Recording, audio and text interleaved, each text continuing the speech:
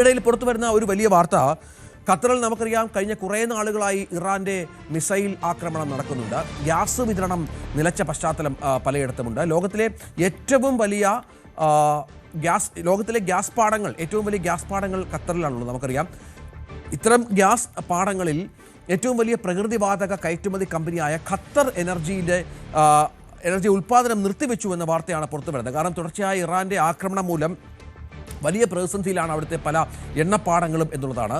ഈ Qatar energy ഉൽപ്പാദനം നിർത്തിവെക്കുമ്പോഴേക്കും വലിയ തോതിലുള്ള ആശങ്ക ലോകത്തിനുണ്ടാകുന്നുണ്ട്. 2 ആഴ്ചയായി യുദ്ധമേഖലയിൽ ഏതാണ്ട് 750ഓളം യുദ്ധം തുടരുന്നതിനാൽ 750-ലേറെ ചരക്ക് കപ്പലുകൾ കുടുങ്ങിക്കിടക്കുന്നു എന്നുള്ള വിവരം കൂടി പുറത്തു വരുന്നുണ്ട്. അപ്പോൾ ഇത്തരത്തിൽ ലോകമെമ്പാടുമുള്ള രാജ്യങ്ങളെ ആശങ്കയിൽ ആഴ്ത്തിക്കൊണ്ടാണ് ഈ സാഹചര്യങ്ങൾ സൃഷ്ടിക്കപ്പെടുന്നത് എന്നുള്ളത് ഏറെ ഗൗരവതരമായ ഒരു സംഗതിയാണ്. അജയ്, ഇത്തരത്തിൽ ഈ ഖത്തറിനെ അടക്കമുള്ള രാജ്യങ്ങളെ ഇറാൻ ആക്രമിക്കുന്നത് ഒരുപക്ഷെ ലോകരാജ്യങ്ങളെ സമ്മർദ്ദത്തിലാക്കാനാകും. ഇന്നലെയും ഇറാൻ തുടർച്ചയായി പറയുകയാണ്, ഞങ്ങൾ ആക്രമണം നിർത്തില്ല, നിങ്ങൾ ഗൾഫ് രാജ്യങ്ങൾ വേണം അമേരിക്കയെ നിയന്ത്രിക്കാനും ഈ ആക്രമണത്തിൽ നിന്ന് പിന്നോട്ട് കൊണ്ടുപോകാനും എന്നുള്ളത്. അതനുസരിച്ചുള്ള നീക്കം ഇറാന്റെ ഭാഗത്തു നിന്നുണ്ടാകുന്നുണ്ട്. താനും ഒരു സമ്മർദ്ദതന്ത്രമായി തന്നെ ഇതിനെ കാണണം.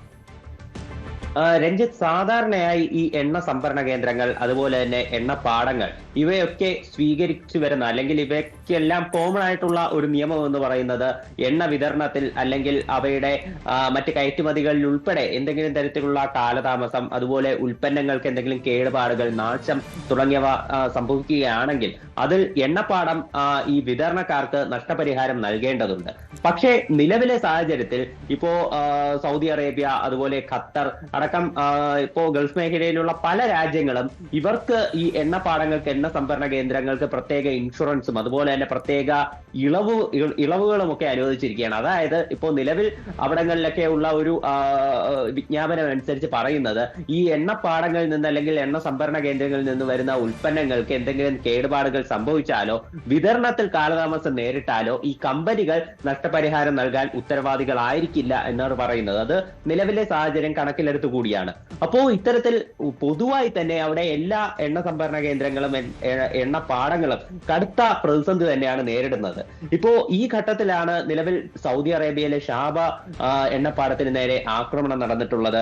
അതുപോലെ തന്നെ ഖത്തർ എനർജി ലിമിറ്റഡിന് നേരെയുള്ള ആക്രമണം. ഇപ്പോൾ ഇതെല്ലാം ഒരു കനത്ത പ്രതിസന്ധി തന്നെ ഗൾഫ് മേഖലയിൽ സ്ഥിതി ചെയ്യുകയാണ്. ഇപ്പോൾ നമുക്കറിയാം, US-ഉം ഈ ഗൾഫ് മേഖലയിലുള്ള രാജ്യങ്ങളും കൂടെയുള്ള ഒരു പ്രത്യേക കോൺട്രാക്ട്, അല്ലെങ്കിൽ അവരുടെ ഒരു അടിസ്ഥാന ധാരണ എന്ന് പറയുന്നത് ഈ എണ്ണ വ്യാപാരം അത് നടത്തുന്നത് മുഴുവൻ US ഡോളറിലാകണം.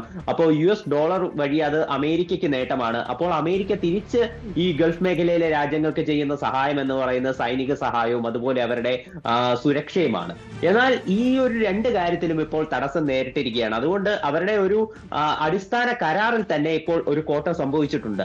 ഇപ്പോ ഗൾഫ് മേഖലയിൽ നടക്കുന്ന ആക്രമണങ്ങൾ അത് വേണ്ട രീതിയിൽ അവർക്ക് ഈ രാജ്യങ്ങളുടെ പൂർണ്ണ സുരക്ഷ ഉറപ്പാക്കും വിധം തടയാൻ US-ന്റെ ഭരണകൂടത്തിനാകുന്നില്ല. കൂടുതൽ മിസൈലുകളും ഡ്രോണുകളും ഇന്റർസെപ്റ്റ് ചെയ്യുന്നത് ആ രാജ്യങ്ങളുടെ ആഭ്യന്തര മന്ത്രാലയം തന്നെയാണെന്ന് കാണാൻ സാധിക്കും. ഇവിടെ അധികം ഈ ഗൾഫ് രാജ്യങ്ങൾ ആഗ്രഹിക്കുന്നത് പോലെ ഒരു ഇടപെടൽ നടത്താൻ US-നും സാധിച്ചിട്ടില്ല.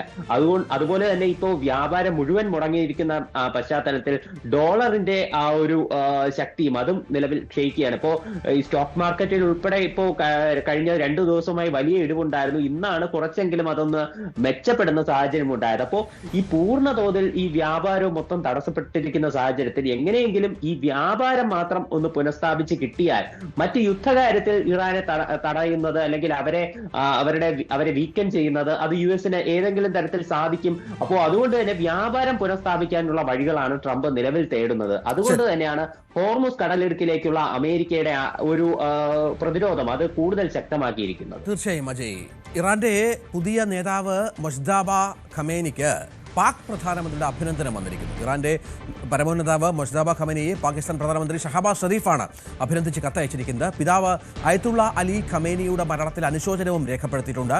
പുതിയ ചുമതലകൾ ഏറ്റെടുത്തതിന് മൊജ്തബയെ അഭിനന്ദിക്കുകയാണ്. ഖമേനിയുടെ അന്ത്യത്തിൽ ഇറാനിലെ സഹോദര തുല്യരായ ജനതയോട് പാക് ജനതയുടെ അനുശോചനങ്ങളും പ്രാർത്ഥനകളും അറിയിക്കുന്നതായാണ് ഷഹബാസ് ഷരീഫ് കത്തിൽ സൂചിപ്പിച്ചിരിക്കുന്നത്. ഖമേനിയുടെ രക്തസാക്ഷിത്വം പാക് ജനതയെ അതീവ ദുഃഖിതരാക്കിയിട്ടുണ്ടെന്നും ഈ ദുഷ്കരമായ സമയത്ത് ഇറാനിലെ നേതൃത്വത്തോടും ജനങ്ങളോടും ഐക്യദാർഢ്യം പ്രഖ്യാപിക്കുന്നുവെന്നും പാക് പ്രധാനമന്ത്രി കൂട്ടിച്ചേർത്തു. ഇതിനിടെ ബംഗ്ലാദേശിന് ഇന്ത്യ വലിയ സഹായവുമായി രംഗത്ത് വന്നിരിക്കുകയാണ്. പശ്ചിമേഷ്യയിലെ യുദ്ധം ആഗോള ഊർജ്ജ സുരക്ഷയ്ക്ക് ഭീഷണിയാകുന്നതിനിടയിൽ ഇന്ത്യയിൽ നിന്ന് ബംഗ്ലാദേശിലേക്കുള്ള ഡീസൽ വിതരണം അതിർത്തി കടന്നുള്ള പൈപ്പ് ലൈൻ വഴി പുനരാരംഭിച്ചിരിക്കുകയാണ്. അസമിലെ നുമാലിഗഡ് റിഫൈനറിൽ നിന്നുള്ള ആദ്യ ഗഡുവായ 5000 ടൺ ഡീസൽ എത്തിയെന്ന് Bangladesh petroleum corporation chairman Muhammad Raisanur Rahman അറിയിച്ചു. US, ഇസ്രായേൽ, ഇറാൻ യുദ്ധം കാരണം ആഗോള എണ്ണ വിതരണത്തിലുണ്ടായ തടസ്സങ്ങൾ മൂലം ബംഗ്ലാദേശ് നേരിടുന്ന കടുത്ത ഇന്ധനക്ഷാമത്തിന് ഈ നീക്കം വലിയ ആശ്വാസമാകും. ഇന്ത്യ ബംഗ്ലാദേശ് സൗഹൃദ പൈപ്പ് ലൈൻ വഴിയാണ് ഈ ഇന്ധന കൈമാറ്റം നടക്കുന്നത്. 2023 മാർച്ചിൽ ഇന്ത്യൻ പ്രധാനമന്ത്രി നരേന്ദ്രമോദിയും ബംഗ്ലാദേശ് മുൻ പ്രധാനമന്ത്രി ഷെയ്ഖ് ഹസീനയും ചേർന്നാണ് ഈ പൈപ്പ് ലൈൻ ഉദ്ഘാടനം ചെയ്തത്.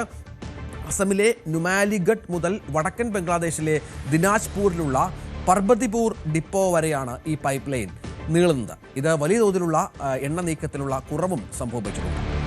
ഇതിനിടെ കൗതുകകരമായ ഒരു പരാമർശം വരുന്നത് യൂറോപ്യൻ യൂണിയന്റെ ഭാഗത്തു നിന്നാണ്. റഷ്യയാണ് ഈ യുദ്ധത്തിൽ ഏക വിജയി എന്നാണ് യൂറോപ്യൻ യൂണിയന്റെ നിഗമനം. കാരണം അതിനൊരു പ്രത്യേക കാരണമുണ്ട്. യൂറോപ്യൻ യൂണിയൻ മേധാവി അന്റോണിയോ കോസ്റ്റ പറയുന്നതിന് അമേരിക്ക ഇസ്രായേൽ ആക്രമണവും ഇറാന്റെ തിരിച്ചടിയും തുടർന്നുണ്ടായ ഊർജ്ജ പ്രതിസന്ധിയിലും റഷ്യയ്ക്ക് വൻ സാമ്പത്തിക ലാഭം ലഭിച്ചുവെന്നാണ് അദ്ദേഹം പറയുന്നത്. യുക്രൈനിൽ നിന്ന് ശ്രദ്ധയും സൈനിക ശേഷികളും പശ്ചിമേഷ്യയിലേക്ക് തിരിച്ചുവിട്ടത് റഷ്യയ്ക്ക് ഗുണം ചെയ്തുവെന്നും യൂറോപ്യൻ കൗൺസിലിന്റെ അധ്യക്ഷൻ കൂടിയായ കോസ്റ്റ പറഞ്ഞു. ഇതുവരെ ഈ യുദ്ധത്തിൽ ഒരു വിജയി മാത്രമേ ഉള്ളൂ, അത് റഷ്യയാണ്. അദ്ദേഹം ബ്രസൽസിലെ യൂറോപ്യൻ യൂണിയൻ അംബാസഡർമാരോട് സംസാരിക്കുകയാണെന്ന് പറഞ്ഞത്. എണ്ണവില ഉയരുന്നത് വഴി റഷ്യയ്ക്ക് വലിയ ലാഭം ലഭിക്കുകയും ചെയ്യും. പക്ഷേ ഒരു ആശങ്ക കൂടി പങ്കുവെക്കുന്നത് ഇതിലൂടെ ലഭിക്കുന്ന പണം യുക്രൈനെതിരെയുള്ള സൈനിക നടപടികൾക്ക് റഷ്യ ഉപയോഗിക്കുന്നു എന്നുള്ള ആശങ്കയും ആക്ഷേപവും അന്റോണിയോ കോസ്റ്റ പങ്കുവെക്കുന്നുണ്ട്.